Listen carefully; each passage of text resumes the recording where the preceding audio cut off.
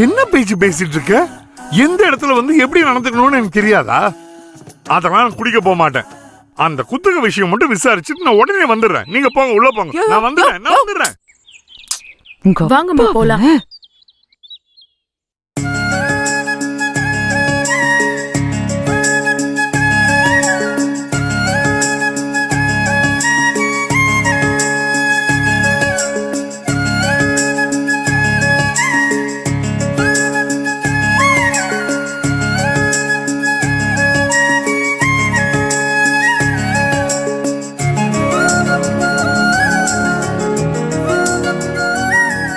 அம்மா, எதுக்குமா இந்த நேரத்துல கோவிலுக்கு வந்திருக்கோம்?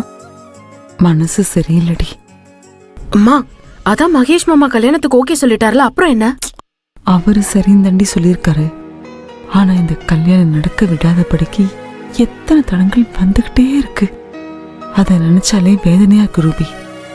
சாமியை கும்பிடுங்க.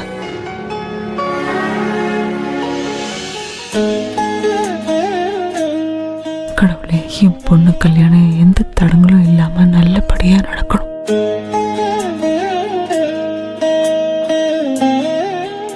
ரங்கநாயகி அம்மா, வெளியில உங்க புருஷ பண்ற கூத்த போய் பாருங்க. ஐயோ, போங்க போய் பாருங்க. இந்த ஆளு என்ன கூத்து பண்ணி வச்சிருக்காருன்னு தெரியலையே. எங்க வந்தாலும் தொல்லைதான். நிம்மதியா சாமி கூட கும்பிட முடியல. இப்ப இந்த கோயில்ல வந்து பசிக்குதுமா. அம்மா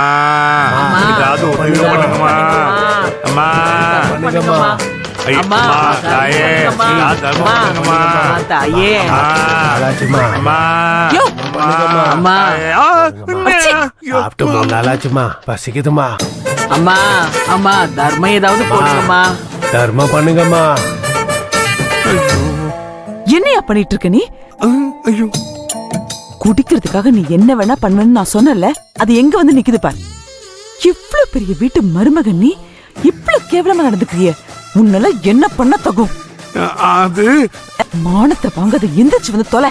ரங்கு, நீ தப்பா புரிஞ்சுக்கிட்டு இருக்க. இது எனக்காக நான் பண்ணல, நம்ம பொண்ணுக்காக பண்றேன். என்னையா சொல்ற? ஆமா, பிச்சை எடுத்து காணிக்க போடுறதுதான் நேர்த்தி கடன், தெரியுமா? அப்படியா? ஆமா ரூபி, திருப்பூர்ல ஒரு பெரிய கோடீஸ்வரர் இருந்தாரு. அவங்க அம்மா ஃபேக்டரியில அடிபட்டு கோமா ஸ்டேஜுக்கு போயிட்டாங்க. ஒரு ஜோசியரு 48 நாள் கோயில் வாசல்ல பிச்சை எடுத்து அது காணிக்கைய போட்டா குணமாயிடும் சொல்லிருக்காரு.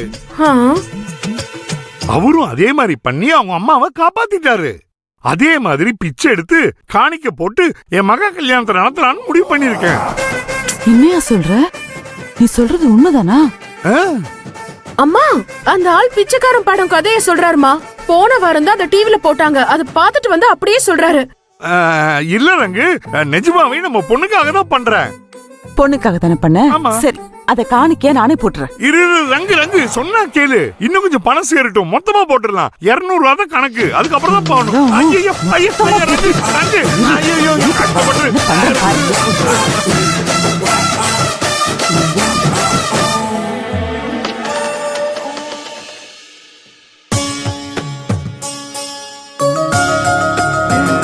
இப்ப என்ன பண்றது? ஐயா வாங்கம்மா. வணக்கங்க. என் பொண்ணு ரோகிணி கல்யாணத்துல ரொம்ப பிரச்சனையா இருக்கு. அந்த கல்யாணம் நல்லபடியா நடக்குமான்னு சாமி கிட்ட பூ போட்டு பாக்கலான்னு வந்தேன். பூ தானே, தாராளமா போட்டு பாத்துடலாம்.